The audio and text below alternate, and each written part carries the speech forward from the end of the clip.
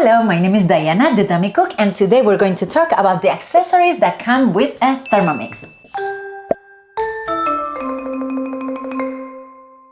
Okay, so you just got a Thermomix and we're going to talk about the accessories that came with it. Well, first we have the base, of course, and we have the bowl. Let's lift the bowl, always going up. Shush. Let me put the lid away and let's talk about the bowl. All right, so here you have these prongs, right? The contact pins. Those always need to be dry when you're still cooking. Yes, a bowl and all the accessories can go in the dishwasher, but while you're still cooking, if you need to rinse the bowl, you always want to hold it a little up while you're rinsing it because you want to go back and put these pins in here and it needs to be dry. Now, if it got a little wet, it's okay. You just get a paper towel and you just go around it and it's all good. Once you're done cooking, you can get everything wet all you want. All right, you can see the bowl is stainless steel and here we have the blade. Let me show you how to open the bowl. The first time you open a bowl is going to be a little hard because it's a new bowl and I have seen many ways of opening a bowl. The same way you will open a blender. I'm going to go this way and this way. Shush, you see? And this thing that used to be here, now it's here.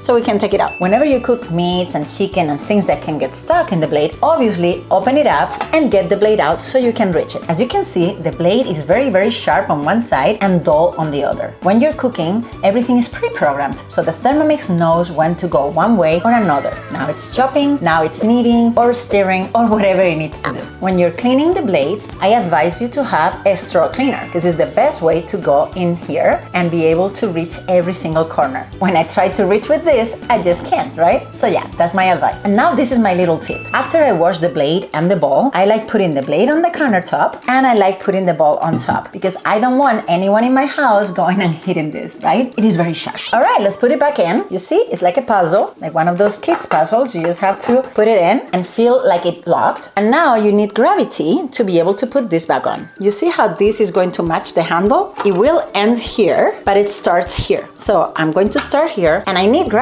because I need to feel like the blade is going all the way. And then all I have to do is lock it like this. Now, like I said, if your bowl is new, it's going to be a little harder. If that's the case, you can put a towel and you can use the weight of your body to open it. This hand's gonna be this way and this hand is gonna go this way. Ta-da! And I was able to open, okay? Another way I have seen people open the bowl is like this. They put their hands here, you see that? And that's how they can grab it and take it off. Once again, we put it here, we need gravity, and close it. Always make sure that this is aligned. If it's not closed correctly, you're going to put liquids and the liquids could go into the motor. So be careful with that, okay? Always make sure that this is aligned and closed. One more thing about the bowl, you're going to see here a 2-liter mark and a 1-liter mark, which is also marked here anyway. The 1-liter mark will come in handy when you're using the self-washing mode, for example, or when you're using the egg boiler mode. So it's good that you know that these marks are here on the opposite side of the handle. Okay, we're done with the bowl. And remember, always goes up and down, okay? A lot of people want to pull towards them, and that's not how it goes. There are prongs in there, so you need to go up. If it's full with liquid, you may need 2 hands. All right, moving on to the next. Here we have the lid. Every time I put the lid on, I like to put this thing matching the handle. So I put it right there. When the Thermomix starts a mode, these 2 things will always lock the lid. So the lid always goes when you're cooking. Now let's go to the measuring cup. This is the measuring cup. You see these 2 little wings right here? When I put the cup in the lid, I put one wing before the other. Shoot. And that's it. It's already there. You don't need to twist anything. It's called a measuring cup because you can measure things in here. The bottom is a tablespoon. And here you have 50 milliliters and 100 milliliters. You can see the marks there. But I don't use that because the Thermomix has the scale in here, so I never need to measure here. Now you see this little spout? When you have it on, wherever the spout is looking is where the steam is going to be coming to. So if you have a cabinet on top and you don't want to mess it up, instead of having the spout looking at the cabinet, you can have it looking towards the kitchen. The little wings that I showed you are exactly looking this way and this way, where the spout is. So whenever I want to lift this, all I have to do is look for it, put my hand in here and lift. It's the same as looking here and click in there. Make sense? The measuring cup will be used many times when you're cooking, and the Thermomix will always give you the instructions and a drawing that will show that it's on or off. The measuring cup locks in a way where it doesn't let anything go out, but it lets some liquids go in. For example, when you're making a mayonnaise, the recipe will ask you to pour oil around and the oil will drip inside slowly through the little space that the measuring cup will leave. And another good use of this feature is when you need to squeeze a lemon or a lime, you can just squeeze it it around here, and even if the seeds fall around, the liquid of the lemon or the lime will go in. Now you don't need to clean the lemon squeezy appliance. Yep. All right, let's go for the simmering basket. It was designed to go inside the bowl right here. Let me show you right there. And it's great for steaming veggies, potatoes, eggs, and even rice. The screen will always show you a picture, so you cannot get it wrong. Sometimes it will go inside, and sometimes the recipe will need it just on top. If you were cooking, let's say, steamed rice, and this was inside, and the rice just finished, this will be too hot, so I wouldn't know how to get it out. Here we have the spatula. You see the hook right here? The simmering basket has this hole right here, so let's see how we get it out. Look at the hook. It's going here, and I lift it. Ta-da! And if my big plate was here, all I have to do is go like this, and then finish. The simmering basket can also be used as a strainer. Many times the recipe will ask you to use this as a strainer, and the liquid goes through. Or, like the lemonade recipe, you will hold it in place while you pour your lemonade.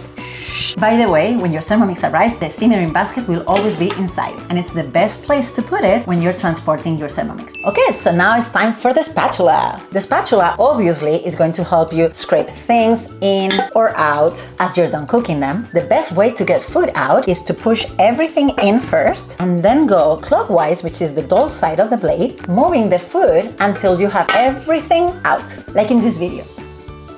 Some recipes will ask you to help stir the contents inside the bowl. That's why this is here. I can help the Thermomix stir the top of the contents without reaching the blade. That's why you should never use any items not made by Thermomix. If the recipe is asking for the spatula, it's always this one. So what else about the spatula? It is designed to never make a mess in your counter. You see, it never touches the table.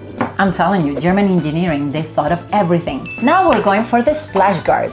It's amazing for sauteing, for browning, and for caramelizing. Every time you're doing a high heat recipe, the recipe will ask you for the splash guard. As the name indicates, it's going to go on top and it's going to make sure that there are not splashes in your kitchen of all that oil that is inside. You see, the recipe is going to be able to breathe, but there won't be a mess in your kitchen. Now, that's not the only purpose. Remember how I said that these two arms are going to lock every time that you're cooking? Look at the splash guard. You see these two things? When the recipe asks for this, you need to put it on, and the recipe will lock on it, and it will not let you continue until it knows that you put the splash guard. You know why? Because it wants to protect you. If I was just making a soup and I had the measuring cup, I could always take a peek.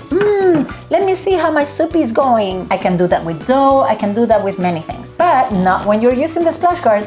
This is going to be locked and you cannot take a peek. Thank you, Thermomix, for protecting me. Okay. It's time for the butterfly. Here it is. The butterfly is for whipping, whisking, and it also helps stir when there's a lot of content in the bowl. In that case, the recipe will ask for you to use the butterfly. But the whipping and whisking, oh my gosh, you're gonna love the merengue that you're gonna get for your cake. Yummy. So how do you install it? Very easy. All you have to do is look for the highest blade and the lowest blade and put it in between.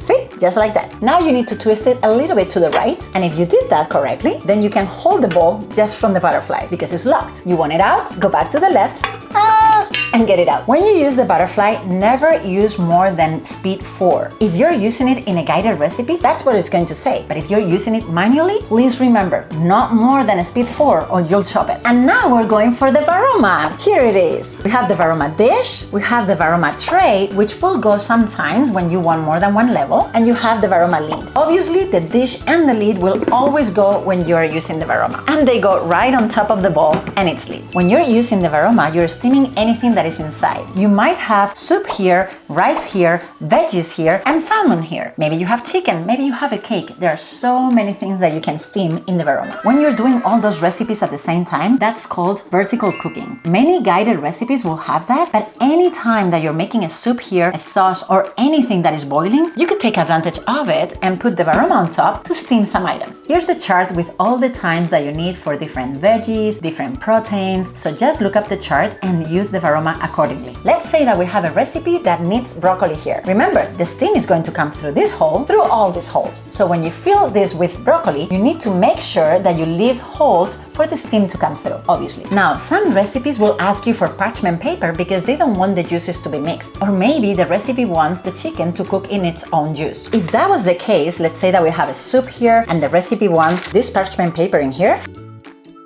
We will make sure that we're not covering all these holes or there will not be any steam to be used. There are different ways to do that. A little trick that Thermomix users have is to put the butterfly first, like this, to lift the contents that are gonna be inside. But the other option is to put all the items to a corner. Let me show you. If this was my chicken and this was the parchment paper and the recipe said make a parcel with it, I could make a parcel with it and put it on the side, leaving a half moon over here so the steam can still go through. Does that make sense? When you're using the tray, that's much easier. If you have a lot of veggies here, you can always open a little. But even if you had to put parchment paper here, you still have these holes, so the steam is going to come through anyway. Look at this. See my parchment paper here? It's cut out in an oval shape and it was very easy. I didn't have to measure. Now I can put it on top and you see, as long as it's not too wide on the sides, this will still let the steam go through. Let me put it right here. There is a very cool recipe that is steamed sunny side up eggs, and all it is water boiling here, a few eggs cracked here, salt and pepper, cover it and done. The eggs are delicious and no oil used. When you're using the Varoma, you'll see steam coming through those holes, so obviously don't touch them. And when the recipe is over, never look in. A lot of people want to go, let me see how it's going, and that's not a good idea, right?